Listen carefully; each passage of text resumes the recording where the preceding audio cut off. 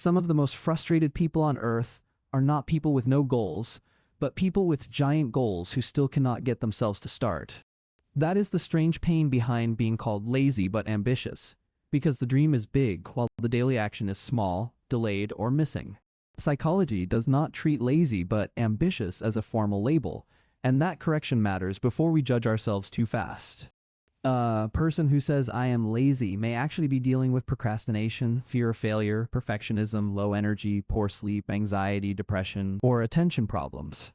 Ambition means the future still feels important, maybe even exciting, but the body keeps reaching for easier comfort in the present moment.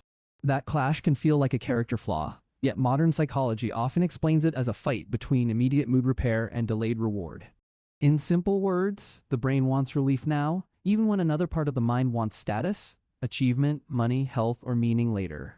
That is why a person can imagine a bigger life in vivid detail and still spend the evening scrolling, delaying, or organizing without doing the task. The dream gives emotional pleasure early, and that early pleasure can become a fake version of progress if it replaces action. A person may enjoy picturing a fit body, a published book, a higher salary, or a new identity long before earning any of it. That fantasy is powerful because it soothes insecurity, but it can also steal urgency from the work that makes the fantasy real. In some people, higher ambition actually increases procrastination because bigger goals create bigger ego risk if things go badly. When a task gets tied to self-worth, opening the laptop can feel less like work and more like a test of personal value. Avoidance then starts to make emotional sense because not trying fully protects a person from finding out how good they really are. That is why procrastination is usually not a clock problem first. It is often an emotion regulation problem wearing a time management costume. People rarely delay because calendars are mysterious. They delay because the task triggers boredom, confusion, dread, resentment, or self-doubt. The brain learns something dangerous from that pattern. Postponing the task brings fast relief, and fast relief becomes a habit loop. Every time the task disappears for an hour, the mind gets rewarded, so the delay behavior grows stronger even while guilt grows too. Researchers often link chronic procrastination to about a fifth of adults, and problematic delay shows up even more often among students. The exact number changes by study, but the broader pattern is clear. Repeated delay is common, stressful, and tied to lower performance and poorer well-being. That matters because a viewer who feels broken may actually be standing inside a very widespread human problem with known psychological roots. Another hidden piece is energy, because low drive does not always come from low character. Sometimes it comes from a drained system. Sleep loss, poor diet, chronic stress, sedentary living, illness, burnout, depression, and anxiety can all weaken the ability to initiate action. Starting, sequencing, and sustaining effort depend on executive function, which is the brain's management system for getting things done. If that system is tired or impaired, a person may look lazy from the outside while feeling trapped and ashamed on the inside.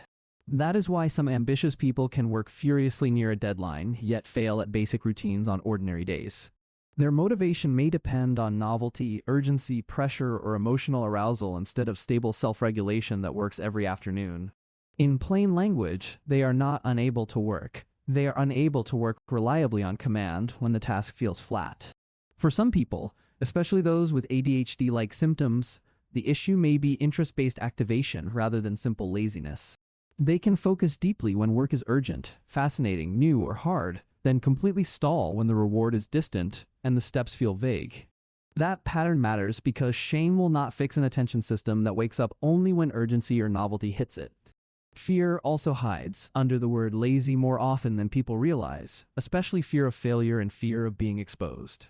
If effort becomes proof of worth, then delay becomes protection, because a half-finished project never gives a final verdict on ability.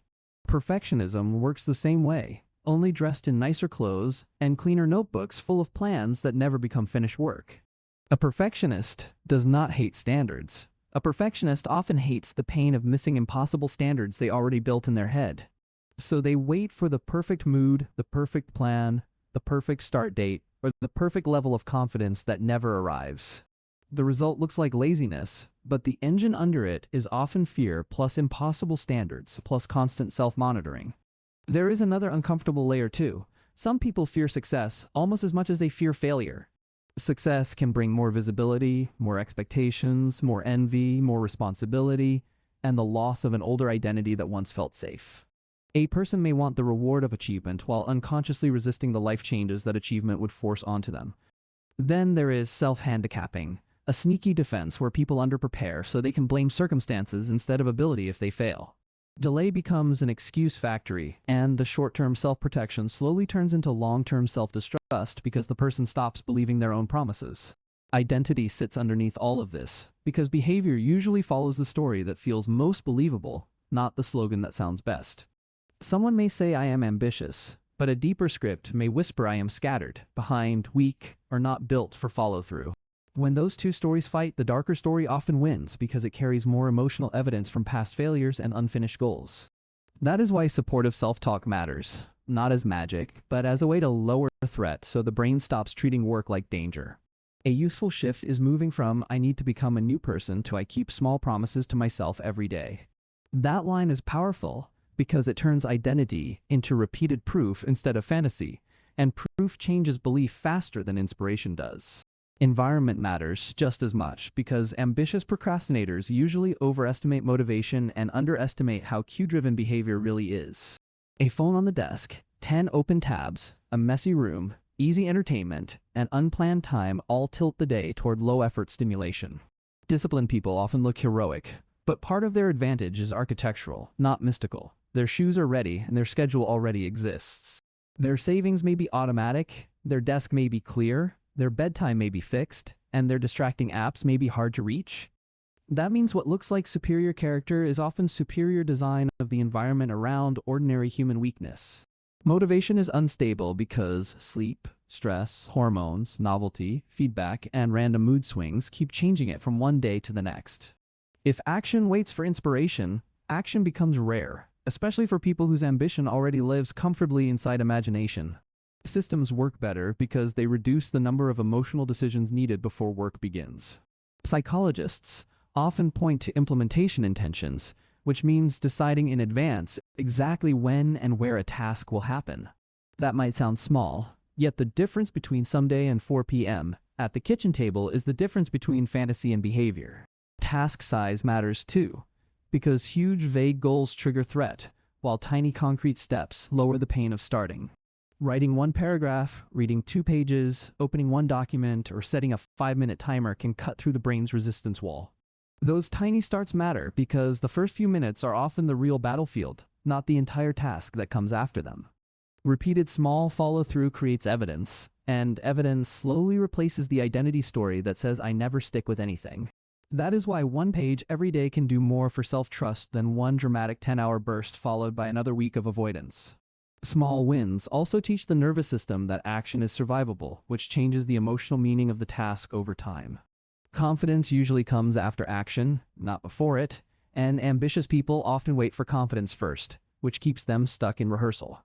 A practical reset starts with better questions, not better insults aimed at the self in the mirror at midnight. Ask what emotion the task is triggering, what friction makes the start harder, what story keeps defeating effort, and what part is actually burnout. Also ask whether the pattern points toward anxiety, depression, sleep debt, or attention regulation problems that deserve real support, not more shame. Useful interventions can be simple and concrete. Better sleep, fewer distractions, visible cues, body-based activation, and smaller next steps. A short walk, cold water, a timer, and a task small enough to feel almost silly can shift the body into motion. If anxiety or depression is present, treating that issue matters because no productivity trick can fully outrun an untreated mental health burden. If attention problems are chronic, an assessment may help because interest-based activation is different from ordinary procrastination and needs a different plan. The big shift is this: ambition is not the missing piece for most stuck people because many stuck people already have more ambition than action. What they need is a lower friction relationship with starting, better energy, kinder self-talk, and systems that keep moving when feelings change. Picture a student with a 10-page paper who keeps opening new tabs because the paper feels huge, vague, and tied to self-worth. That student usually does better with one paragraph at 4 p.m. at the kitchen table than with a giant promise to work all night. A worker who wants a promotion may freeze for the same reason, because one hard email can feel like a public test of competence. That worker often needs a smaller entry point, like writing the first 3 lines, setting a 5-minute timer, and putting the phone in another room. Those examples show the same law again. Friction beats intention when the task feels emotionally loaded and the environment is full of easy relief. The fix starts by making the next step tiny, visible, scheduled, and harder to escape than the distraction sitting 1 foot away. Instead of saying I will change my life this month, say at 7 a.m., I will walk for 10 minutes after poor sleep stole my energy. Instead of saying I will write my book, say at 8 p.m., I will draft 1 paragraph before any app opens. Instead of saying I will stop being lazy, say I will keep 1 small promise tonight, because identity changes through proof, not speeches. That proof matters most after a lapse, because returning the next day teaches the brain that 1 bad evening is not a final identity. People who improve usually stop measuring the fantasy and start measuring the process, like pages written, walks taken, or work blocks completed. That switch is powerful because fantasy gives dopamine before effort, while process gives evidence after effort, and evidence is what rebuilds self-trust.